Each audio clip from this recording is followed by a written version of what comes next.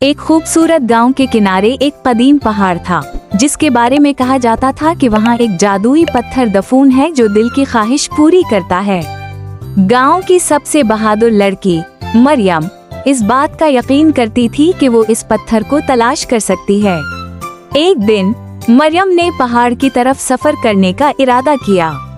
जब वो पहाड़ पर चढ़ने लगी तो रास्ता मुश्किल और पेचीदा था, लेकिन इसकी अज़्म और हौसला उसे आगे बढ़ने की ताकत देते थे। बालाखर वो एक बड़े गार के मुंह पर पहुंची, जहां कहा जाता था कि पत्थर छुपा हुआ है। गार के अंदर दाखिल होते ही मरियम ने देखा कि हर तरफ रंगीन रोशनियों की झलकियां फैल रही थीं।